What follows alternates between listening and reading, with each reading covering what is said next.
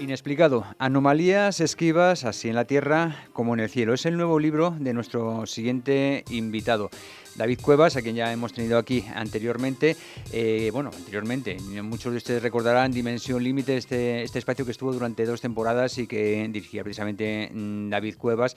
Pues hablando de temas similares, enseguida saldremos de dudas a los que han tratado en Inexplicado. Este libro, por cierto, cierra la trilogía de ese autor sobre fenómenos extraños. Ya escribió Dossier de lo insólito y ya escribió Los sin rostro. Los sin rostro también lo estuvimos presentando aquí y ahora tenemos esa tercera entrega que se compone de 140 historias, la mayoría inéditas, todas ellas fascinantes y perturbadoras, por cierto. Buenos días, David. ¿Qué tal? Bienvenido de nuevo a esta tu casa.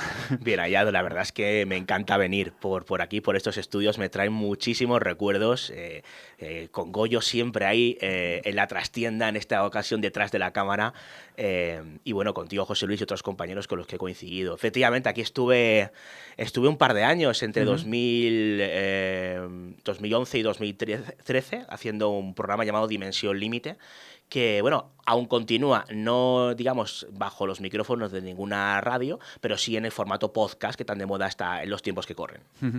Muy bien. Vamos, que tú sigues ahí al pie del cañón, aunque no sea en radiofrecuencia, en los podcasts, que ahora también, como dices, tiene muchísima expansión. Veo que además vienes muy bien acompañado. Presentamos a nuestro otro invitado, investigador y divulgador local de aquí de Guadalajara, Ángel Arroyo, autor de Prodigios y Misterios de la provincia de Guadalajara, a quien también en su día entrevistábamos precisamente por la presentación de este libro. Muy buenos días, Ángel, y bienvenido. Muy buenos días, muchas gracias por volver aquí a esta emisora de nuevo a hablar precisamente de aquellos casos locales de la provincia de Guadalajara, pues que están relacionados con el mundo del misterio, las anomalías, muy similar a la temática que trata David en su libro Lo Inexplicado. Tú además vas a ser el encargado de presentar la presentación de este libro aquí en Guadalajara, Inexplicado. Ya se presentaba en Madrid a finales de octubre, creo que ha estado por Ciudad Real, por Barcelona. Evidentemente hay que presentarlo aquí en la patria. El 26 de noviembre va a ser. Ángel, tú te ocuparás Le haré una pequeña introducción, una introducción. presentación y bueno, pues ya toda la temática y toda la exposición será ya de David, pero bueno, la introducción se la haré yo, encantado de hacerlo.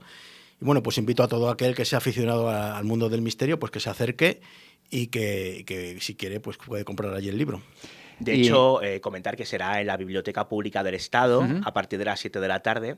Sí, y en bueno, la Biblioteca de Ábalos. Eso de que yo tendré, Sí. efectivamente, protagonismo hasta cierto punto, porque lo que estoy haciendo en estas presentaciones, José Luis, es dar protagonismo a los que realmente son protagonistas, que son los testigos, que son los que me legan, los que me brindan esas experiencias que aparecen en el libro. Entonces, tal y como hemos hecho en Madrid, en Barcelona y en Ciudad Real, también en Guadalajara traeremos algunos testigos que van a contar al público sus propias experiencias, que es algo que yo creo que es interesante y es hasta cierto punto, por desgracia, novedoso para un público que asiste a este tipo de presentaciones, en las que se está acostumbrado a dar un protagonismo, digamos, en ocasiones exacerbado al autor de la obra, pero claro, es que el autor de la obra, el autor de Inexplicado, como en mi caso, no podría hacer este libro si no fuera por ellos, por los testigos, así que vamos a darle protagonismo que merecen también. Es decir, este es un libro, una recopilación de historias personales, ¿no?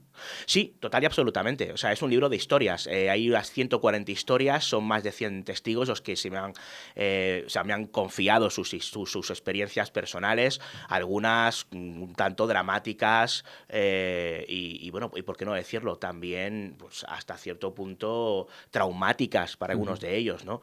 Desde personas que se han encontrado de forma muy cercana con ovnis o con sus presuntos tripulantes, a otros que o bien en la intimidad de su habitación o bien en carreteras o en lugares aparentemente encantados han tenido la desdicha de protagonizar episodios bastante complicados de asimilar y que les han cambiado total y absolutamente su vida y su concepción de ciertos fenómenos, ¿no?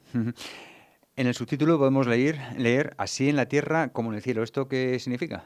Bueno, pues el libro está dividido en dos partes muy Ujú. diferenciadas. La primera parte está dedicado a los fenómenos celestes, es decir, a los ovnis, ahora ya son FANIs, ¿no? Fenómenos anómalos no identificados, que viene de la traducción de WAP, de WAP en Estados Unidos, así digamos, se decretó esta terminología.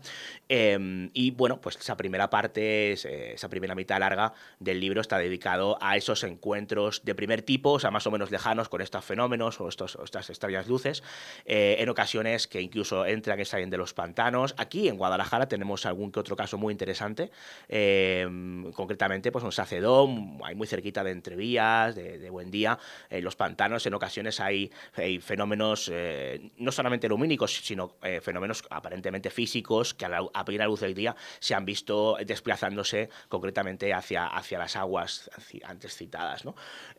Y luego, pues encuentros cercanos con los presuntos humanoides o incluso casos de abducción, ¿no? Que son muy llamativos. Y luego en la segunda parte del libro ya me centro más en los fenómenos más terrenales, más terrestres, y ahí tenemos pues desde lugares, hay un capítulo que yo llamo lugares encantados y no de conocerte, que os podéis imaginar por dónde van los tiros, y sueños premonitorios, encuentros cercanos con entidades desconocidas, apariciones marianas, polémicos rituales. Hay incluso algún que otro apartado de juguetes o de muñecos aparentemente poseídos. La verdad es que es una amalgama de fenómenos bastante curiosa, bastante amplia, la que nos encontramos en esa segunda mitad de este libro, dedicada, insisto, a esos fenómenos más terrenales. Ujú.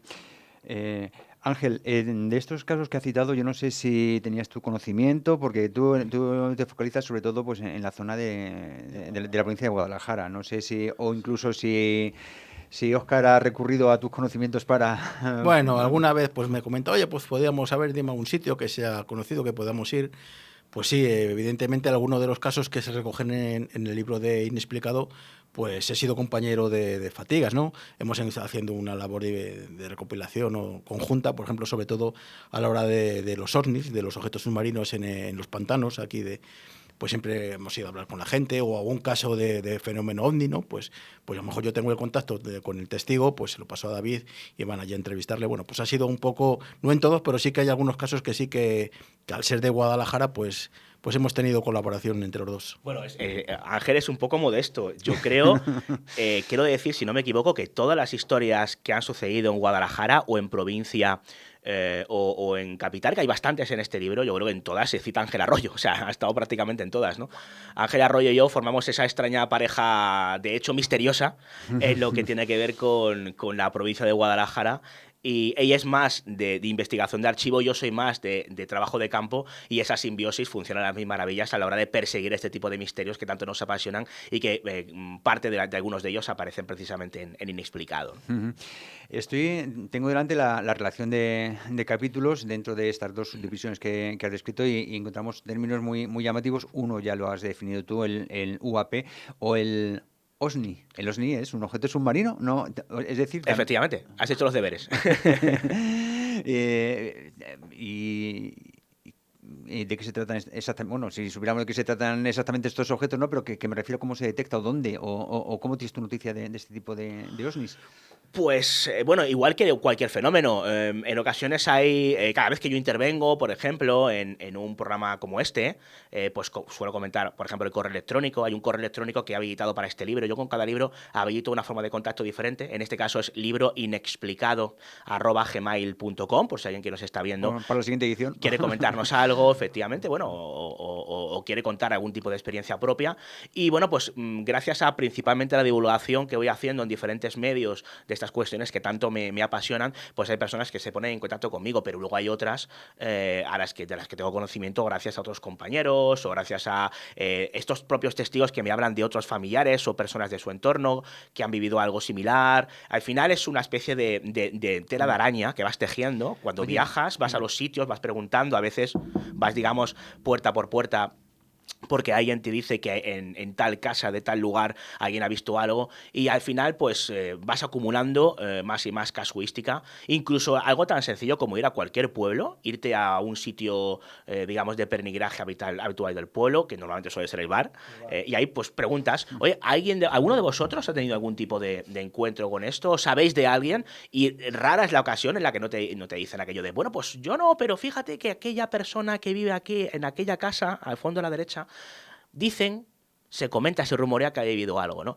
Y es una técnica que hemos seguido, por ejemplo, muy habitualmente aquí en Guadalajara. De ahí han salido casos súper interesantes, súper potentes, que aparecen en este libro, ¿no? Bueno, también con David he compartido este tipo de experiencias. Y realmente la gente, en principio, es muy reacia porque su historia es muy absurda, ¿no?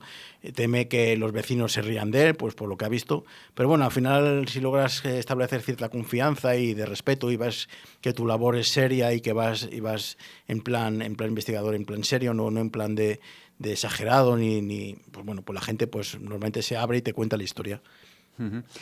Veo que otro de los epígrafes llamativos viene en forma de pregunta. ¿La Virgen está apareciendo en Ciudad Real? ¿Qué ocurre en Ciudad Real con la Virgen? Pues esto es muy interesante, José Luis, porque yo creo que todos los que están viendo esto han escuchado alguna vez hablar de apariciones marianas, ¿no? Bueno, las clásicas a nivel mundial, pues estaría Fátima, estaría Lourdes. Últimamente Medjugorje va cogiendo posiciones en Bosnia, pero en España hemos tenido una gran tradición, desde las polémicas apariciones marianas del Palmar de Troya o el Escorial, a otras que tienen todavía muy buen cartel, ¿no?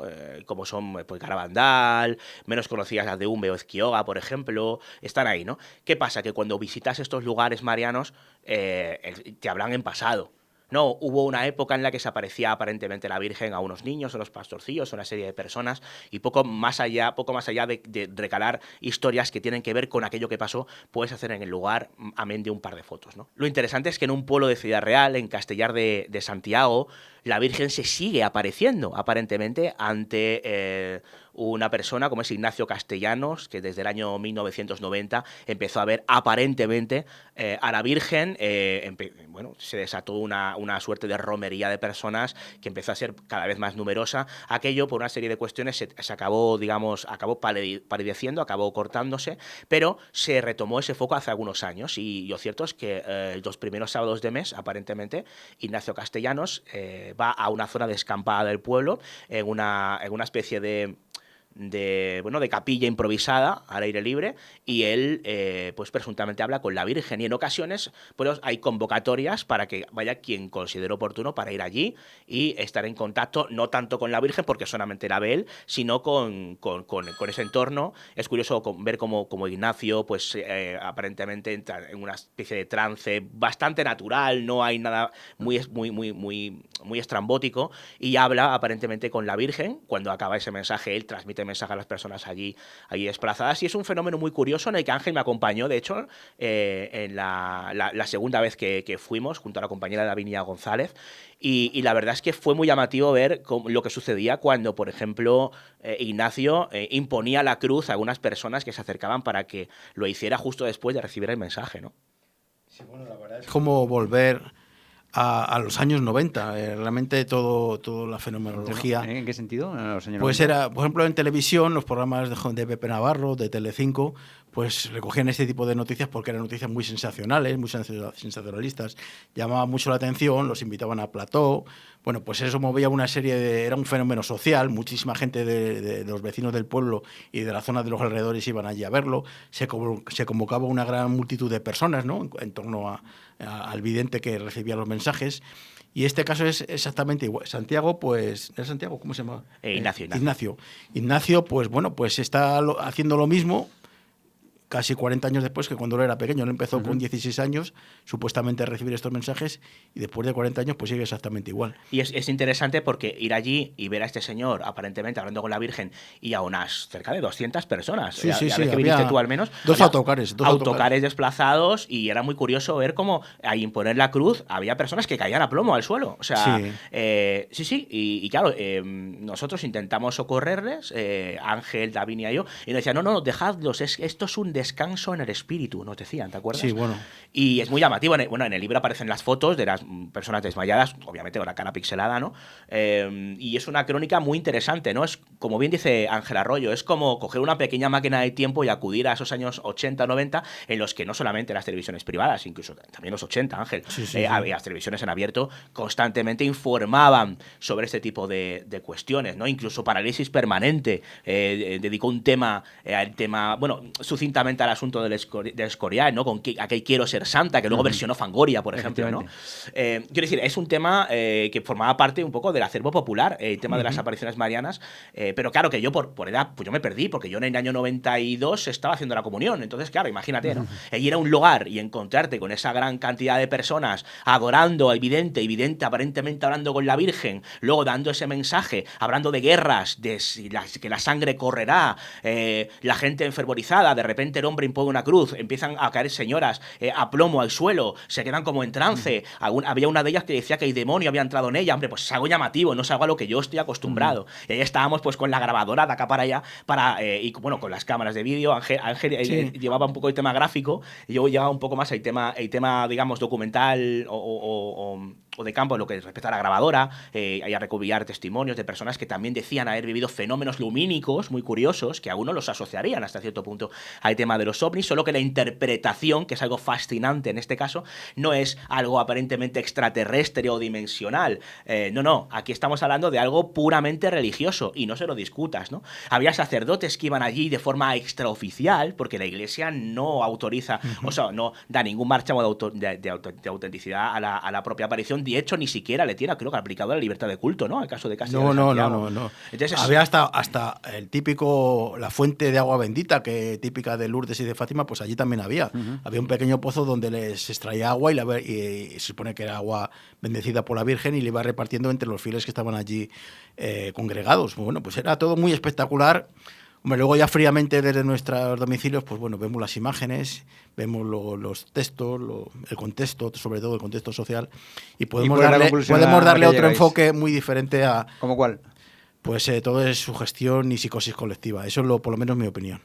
En el libro aparece no solamente la crónica de lo que vimos allí, también entrevistamos obviamente al vidente, sino luego esas conclusiones que hice junto al compañero Ángel Arroyo, que un reportaje que firmamos juntos y que aparece ampliado aquí en sí, pero con la característica de que no miente, sino que él está convencido realmente de que tiene esas visiones. O sea, no es como alguien que sea un farsante que se inventa unas apariciones. No, en este caso, el que lo dice está plenamente convencido de lo que le sucede es real. Tampoco nos consta un móvil económico. No hay móvil.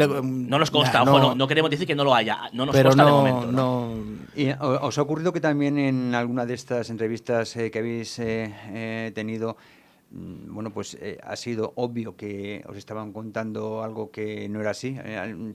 No sé, con una búsqueda a lo mejor de notoriedad, con esta motivación. ¿Os ha pasado también eso? Es una pregunta que nos hacen bastante. A mí particularmente no sé, Ángel. O sea, quiero decir, la mayoría de las personas que se acercan para contarnos sus historias son personas que simple y llanamente creen haber vivido algo extraño. Yo siempre digo que doy fe de que ellos creen haberlo vivido. Lo que yo no puedo decir es si ellos lo han vivido como lo cuentan, porque yo no estoy en sus cabezas y tampoco soy un polígrafo con patas, ¿no?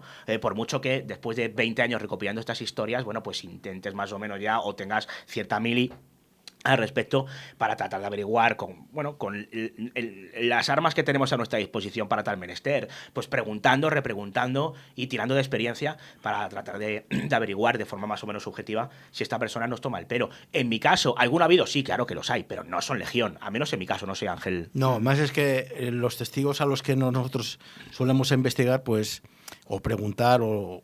No es que ellos vengan a nosotros, sino que nosotros nos enteramos de terceras personas de que a fulanito o en tal pueblo ha sucedido tal cosa y nos acercamos a ver si realmente hay algo de verdad. Es decir, nosotros buscamos al testigo. El testigo no suele buscarnos a nosotros. Hay de todo. Bueno, hay de todo, pero sí es verdad que muchos de ellos son reacios a contar la historia y otros tanto me piden por favor que no ponga su nombre y apellidos. O sea, el testigo, hay una máxima que tiene que quedar muy clara.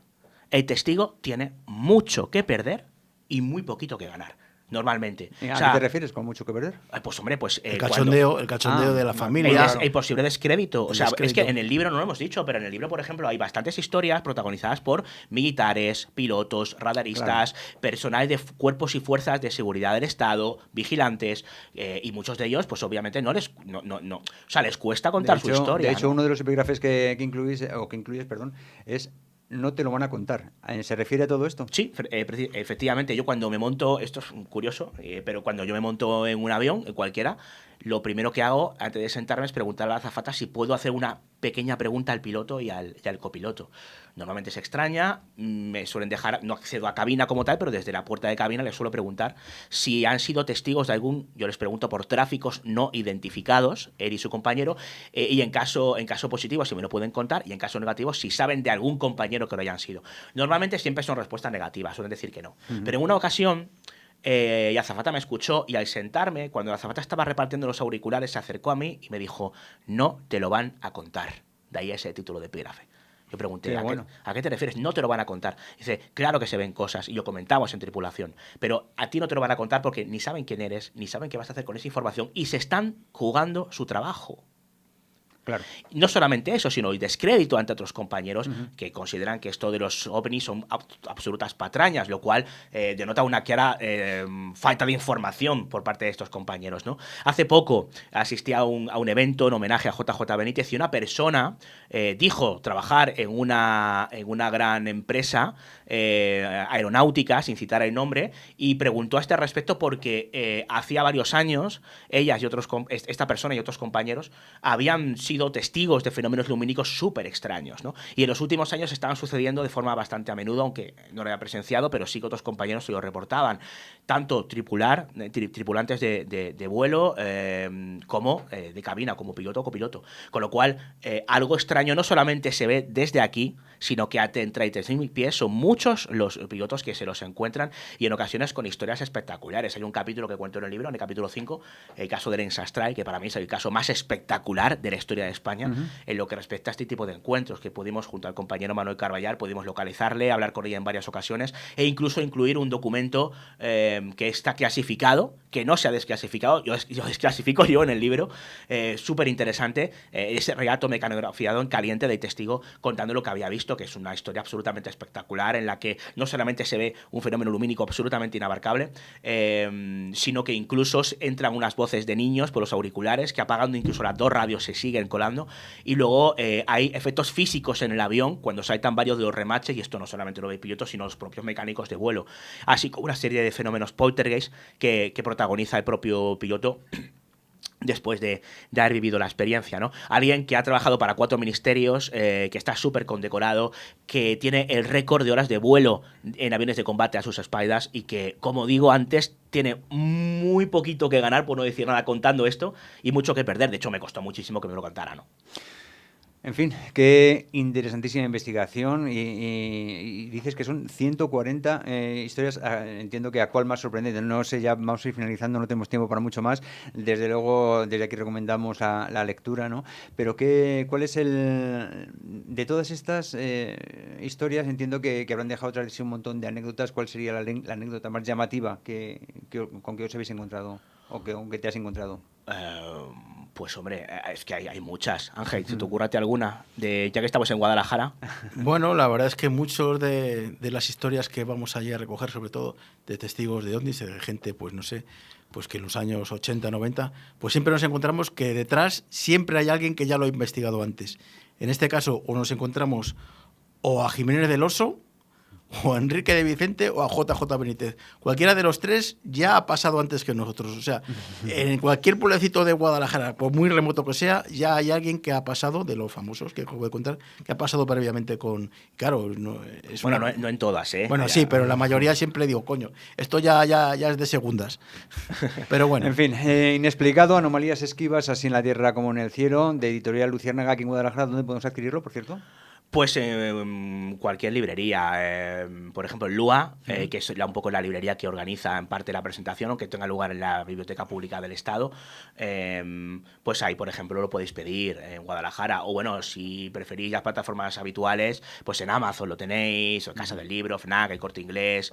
Quiero decir, la distribución es relativamente sencilla a la hora de poder adquirirlo, no tiene mucho misterio en este caso. Bueno, pues ya salen de dudas, y si quieren conocer de primera mano estas historias, pues nuestros oyentes, ya no solo de parte del autor, sino de parte de los propios protagonistas de las mismas, el martes 26 de noviembre en la Biblioteca Dávalos. Allí se presentará con una introducción de Ángel Arroyo, investigador y divulgador local de Guadalajara y autor de Prodigios y Misterios de la provincia de Guadalajara, y por supuesto de mano del autor David Cuevas, periodista y titular de Dimensión Límite durante 2 temporadas en esta misma casa, desde esta misma mesa donde ahora me encuentro yo, pero todavía al pie del cañón, allí desde el podcast. ¿Cómo podemos acceder? ¿En dónde tienes el podcast? En la plataforma iVoox. En la plataforma iVoox lo tenéis ahí. Mira, justamente ayer mismo subimos un programa con una entrevista a JJ Benítez, bastante curiosa, y bueno, y a un famoso filósofo y sociólogo francés, Bertrand Mejeut, que habla de una figura como es Marcel Proust, muy conocido, literato, autor de En busca del tiempo perdido, que tuvo mucha relación precisamente con temas de mediumnidad, clarividencia y otras cuestiones que aparecen aquí, por ejemplo, en Inexplicado, y aparecen también reflejados en el libro de Ángel. Ángel, tu libro se puede encontrar por aquí también, por Guadalajara, ¿no? Sí, en cualquier librería local. En Lua, por ejemplo, que ya antes ha mencionado, como es está editado por la editorial AH de Antonio Herrera y por la de Océano Atlántico Editores, muy sencillito. De Julio, pues de Julito, pues igual, lo podéis encontrar en cualquier sitio, incluso hasta en el kiosco de Santo Domingo, ahí donde al lado de las revistas, ahí está mi libro. Oye, pues ahí no está el mío, ¿eh? Ahí sin ningún problema, vais al kiosco y dices, mira. Todavía, porque supongo que después de esta interesante entrevista el público lo va a demandar que esté allí y en muchos kioscos. Muchísimas gracias de nuevo, David Cuevas y Ángel Arroyo. Hasta la próxima. Hasta luego.